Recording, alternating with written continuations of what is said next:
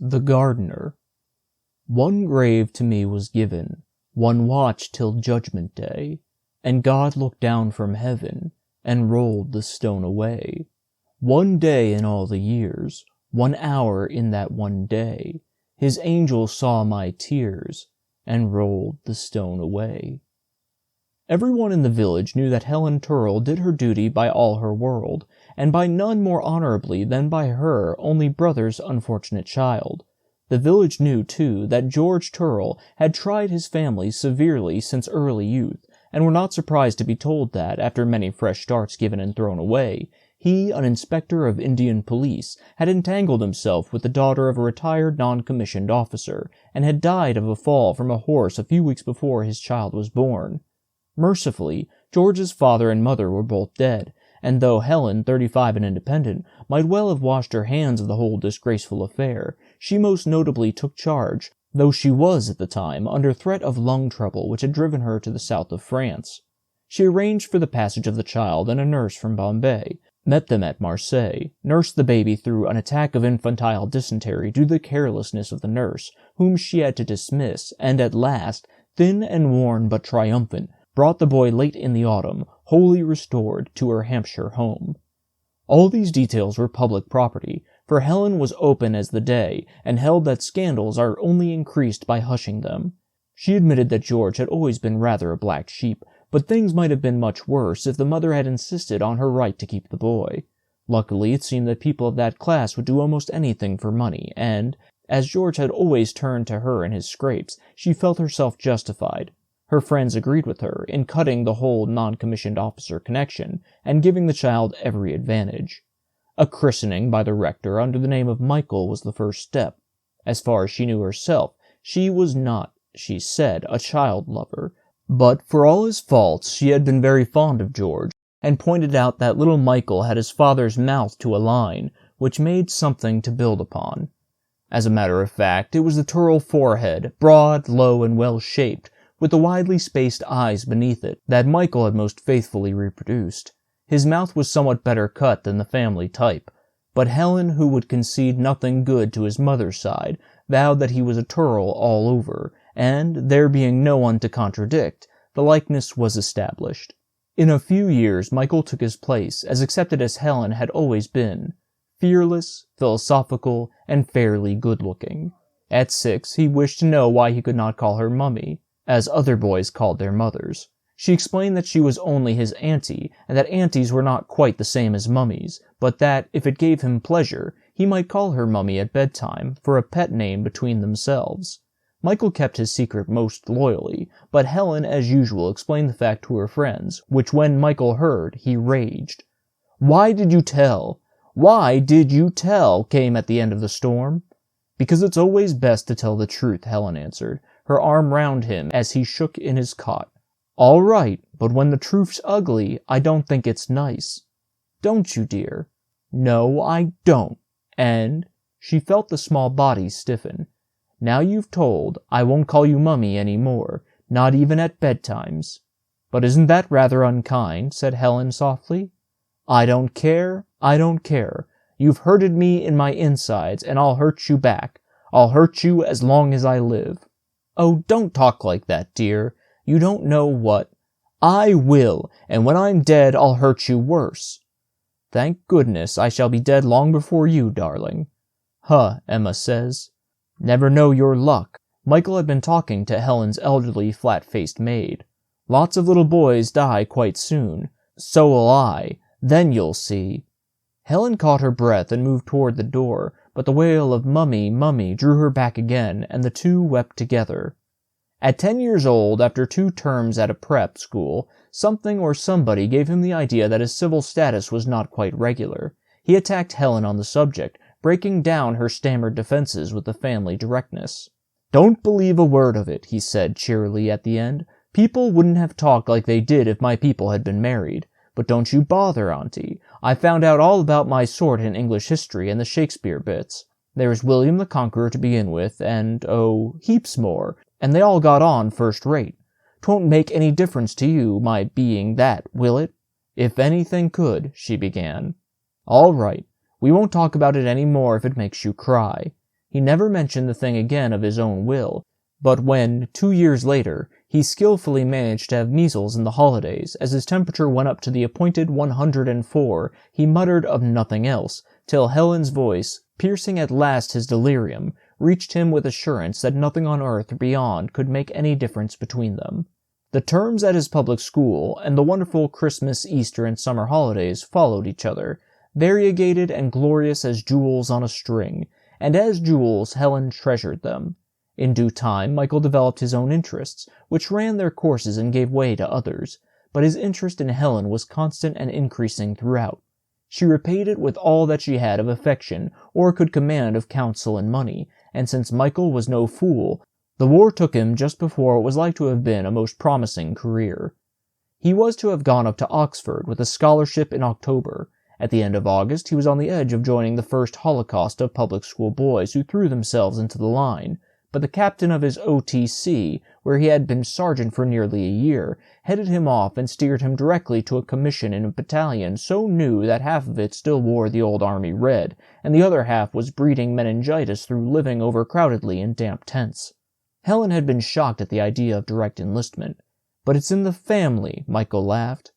"You don't mean to tell me that you believe that old story all this time," said Helen. Emma, her maid, had been dead now several years. "I gave you my word of honor, and I gave it again, that it's all right. It is indeed." "Oh, that doesn't worry me. It never did," he replied valiantly. "What I meant was, I should have got into the show earlier if I'd enlisted like my grandfather." "Don't talk like that. Are you afraid of its ending so soon, then?" "No such luck. You know what Kay says." "Yes, but my banker told me last Monday it couldn't possibly last beyond Christmas for financial reasons." "Hope he's right. But our colonel, he's a regular, says it's going to be a long job." Michael's battalion was fortunate in that, by some chance which meant several leafs, it was used for a coast defense among shallow trenches on the Norfolk coast, then set forth to watch the mouth of the Scotch estuary, and lastly held for weeks on a baseless rumor of distant service. But the very day that Michael was to have met Helen for 4 whole hours at a railway junction up the line, it was hurled out, to help make good the wastage of Luz, and he had only just time to send her a wire of farewell. In France, luck again helped the battalion. It was put down near the salient, where it led a meritorious and an exacting life, while the Somme was being manufactured, and enjoyed the peace of the Armentières and Levante sectors when the battle began. Finding that it had sound views on protecting its own flanks and could dig, a prudent commander stole it out of its own division, under pretense of helping to lay telegraphs, and used it round Ypres at large. A month later, and just after Michael had written Helen that there was nothing special doing and there was no need to worry, a shell splinter dropping out of a wet dawn killed him at once. The next shell uprooted and laid down over the body what had been the foundation of a barn wall, so neatly that none but an expert would have guessed that anything unpleasant had happened. By this time, the village was old in experience of war, and English fashion had evolved a ritual to meet it. When the Pro-Mistress handed her 7-year-old daughter the official telegram to take to Miss Turrell, she observed to the rector's gardener. "It's Miss Helen's turn now," he replied, thinking of his own son. "Well, he's lasted longer than some." The child herself came to the front door weeping aloud, because Master Michael had often given her sweets. Helen presently found herself pulling down the house blinds, one after one, with great care, and saying earnestly to each, "Missing always means dead." Then she took her place in the dreary procession that was impelled to go through an inevitable series of unprofitable emotions. The rector, of course, preached hope and prophesied word very soon from a prison camp. Several friends, too, told her perfectly truthful tales, but always about other women, to whom, after months and months of silence, their missing had been miraculously restored. Other people urged her to communicate with infallible secretaries of organizations who could communicate with benevolent neutrals, who could extract accurate information from those secretive of Hun prison commandants.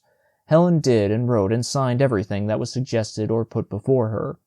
Once, on one of Michael's leaves, he had taken her over a munition factory, where she saw the progress of a shell from blank iron to the all but finished article.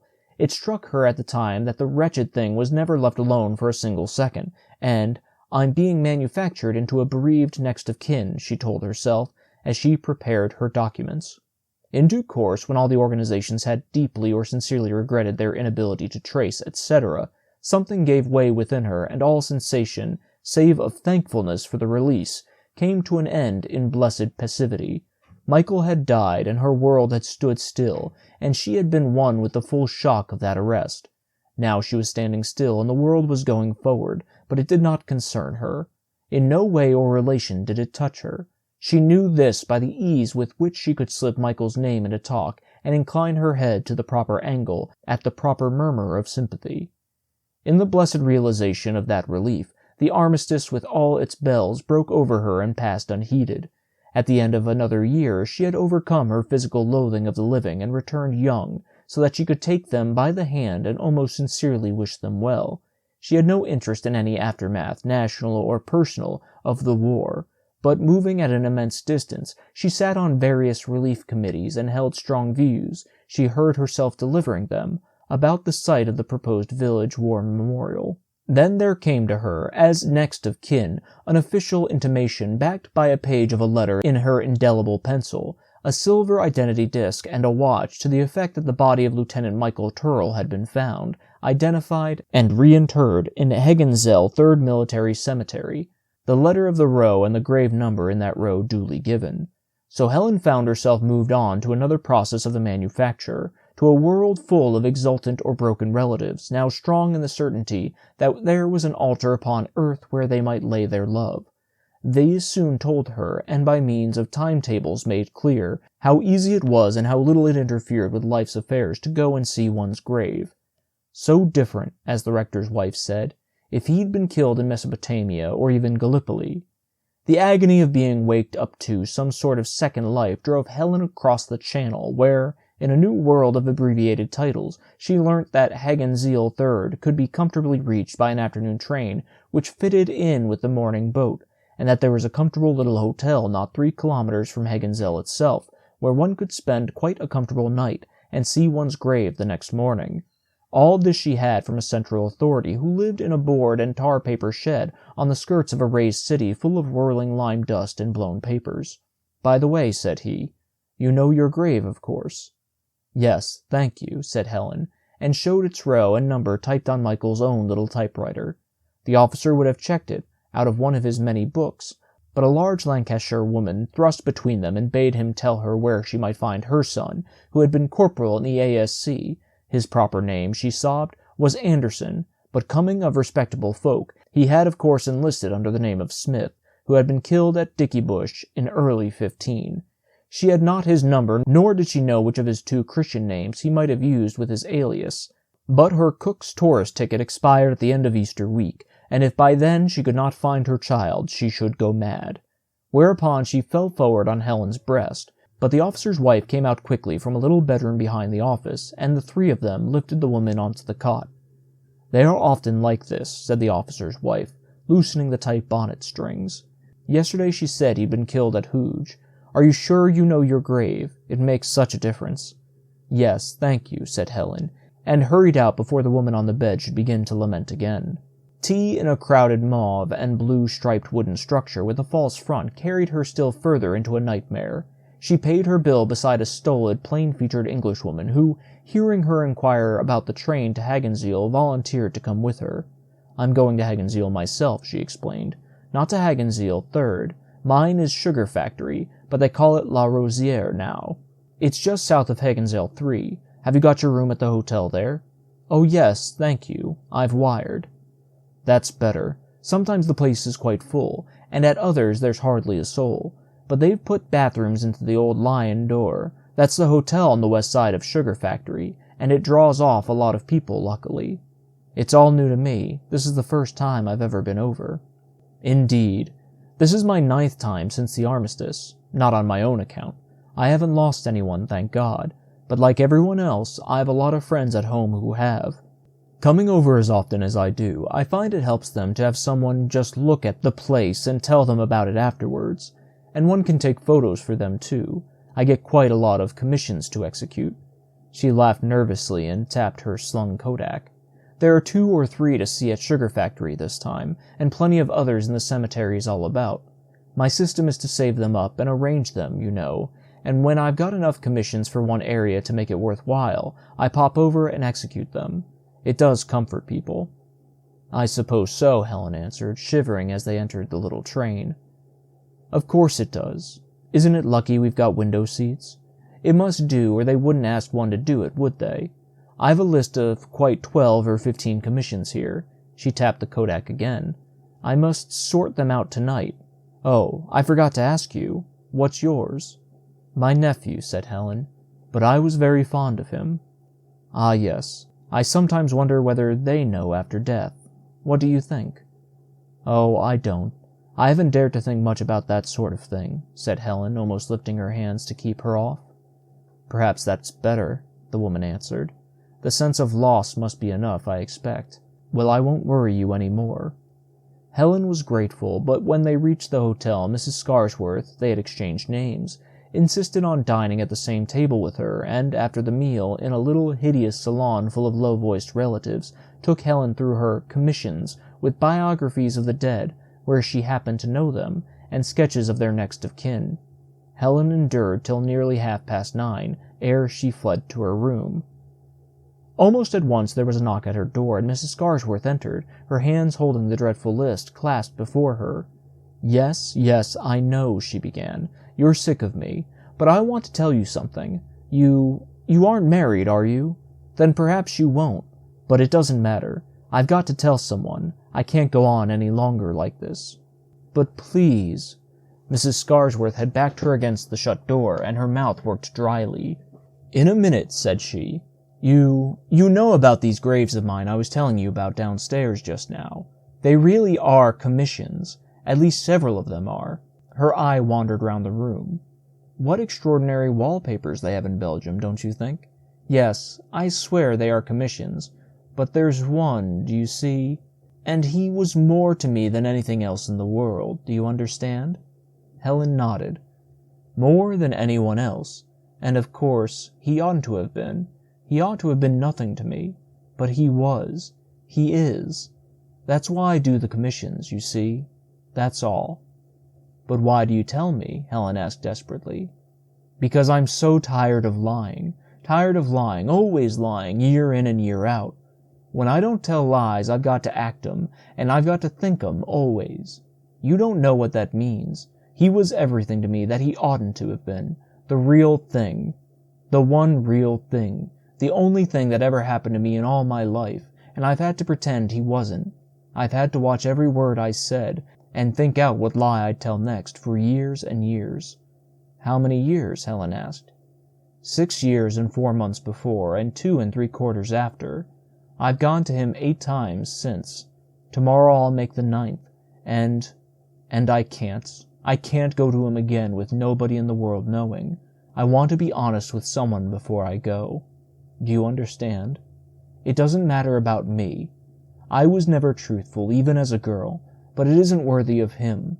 So I had to tell you. I can't keep it up any longer, oh, I can't. She lifted her joined hands almost to the level of her mouth and brought them down sharply, still joined to full arm's length below her waist. Helen reached forward, caught them, bowed her head over them, and murmured, "Oh, my dear, my dear." Mrs. Scarsworth stepped back, her face all mottled.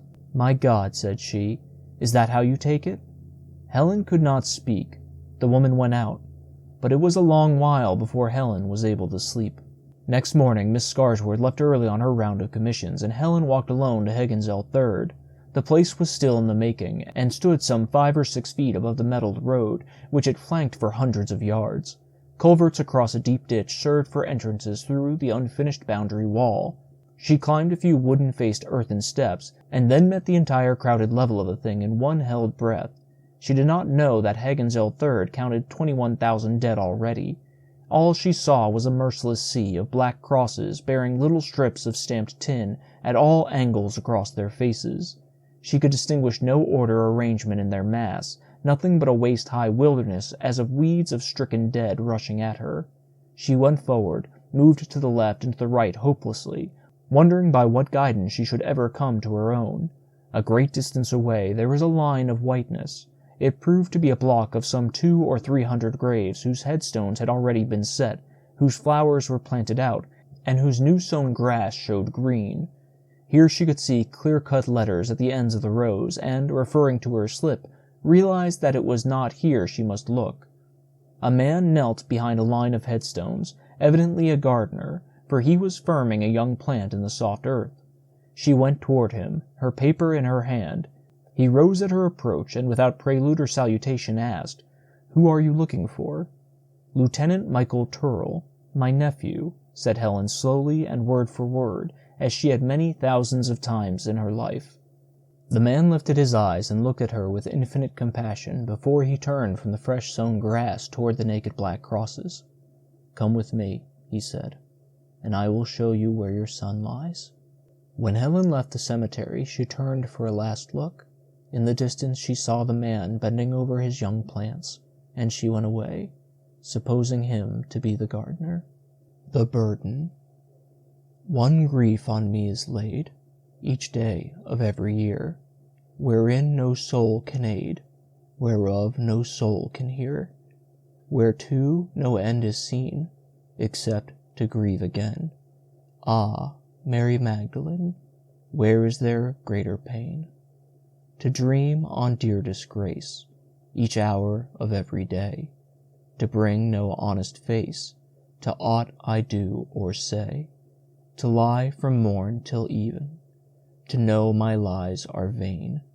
Ah, Mary Magdalene, where can be greater pain? To watch my steadfast fear attend my every way, each day of every year, each hour of every day, to burn and chill between, to quake and rage again. Ah, Mary Magdalene, where shall be greater pain? One grave to me was given, to guard till judgment day, but God looked down from heaven, and rolled the stone away. One day of all my years, one hour of that one day, His angel saw my tears, and rolled the stone away. The end.